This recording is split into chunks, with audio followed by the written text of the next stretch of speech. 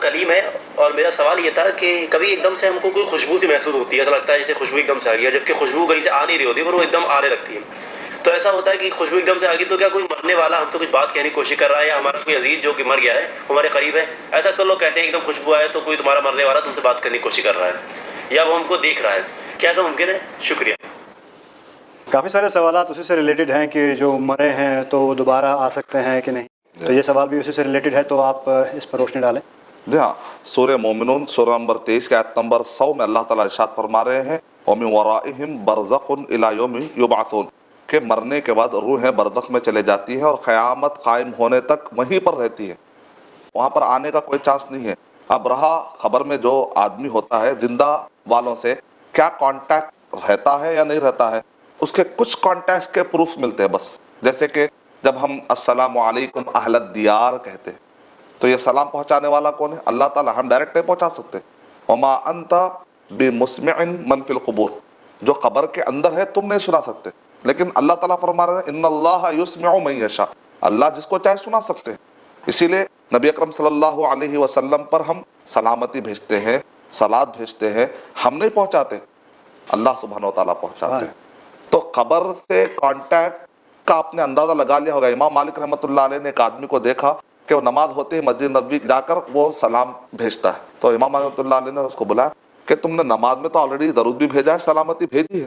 قاعدے میں ہم کیا پڑھتے ہیں؟ التحیات پڑھتے ہیں، درود پڑھتے ہیں. تم اور اندلس میں رہنے والے دونوں کے دونوں برابر ہی ہیں، وہاں سے بھی پہنچانے والا اللہ ہی ہے، یہاں کا سلام پہنچانے والا بھی اللہ سبحانہ و تعالیٰ.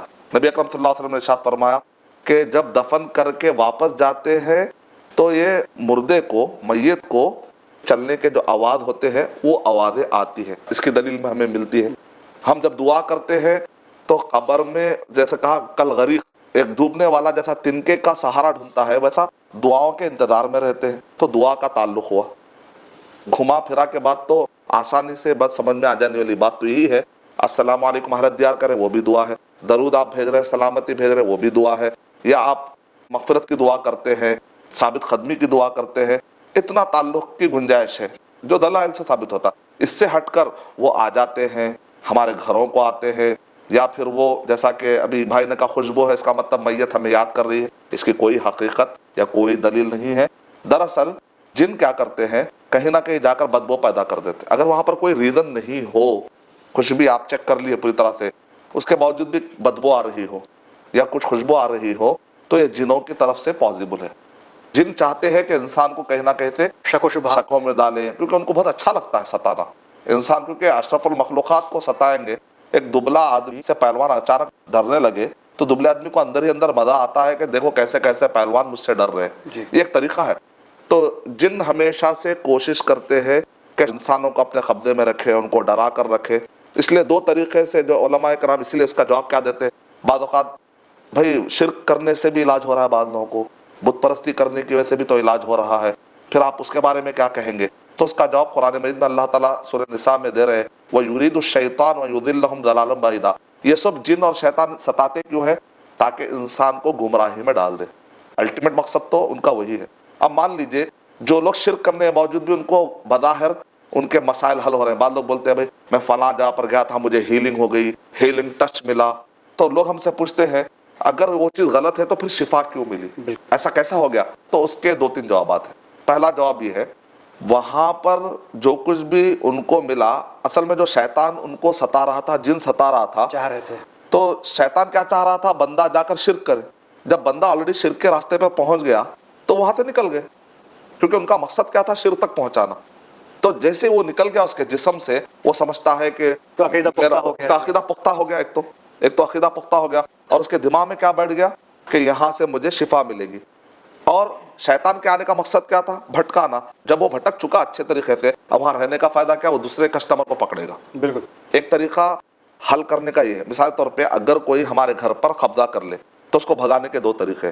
ایک تو ہے کہ وہ منہ مانگی چیز دے دی جائے، وہ پیسہ مانگتا ہے، جو بھی چیز مانگتا ہے دیتے ہیں، تو وہ آپ کا گھر چھوڑ کر چلا جائے گا. دوسرا یہ ہے اس سے بڑی طاقت والی چیز سے ڈرایا جائے. دو راستے ہیں. اور شیاطین کا بھی مسئلہ یہ ہے، وہ چاہتے ہیں کہ بندہ شرک کرے، گناہوں میں جائے، جادوگروں کے راستے پر جائے. جب وہ مقصد میں کامیاب ہو جاتے ہیں تو بھی چلے جاتے ہیں.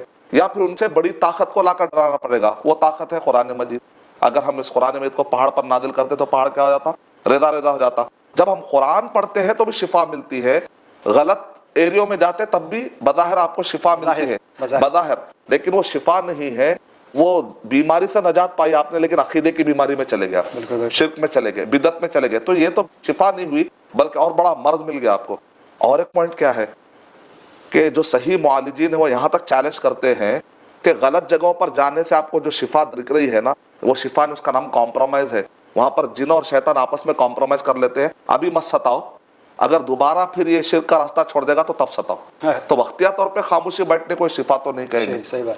जैसे डाकू को कुछ मुंह मांगा आपने दे दिया, फिर दोबारा उसको वही आपको लत लग जाएगी, फिर वो आएगा, लेकिन अब उससे बड़ी ताकत से डराएंगे तो डरेगा, जाऊंगा तो फिर बड़ी ताकत से डराएगा ये।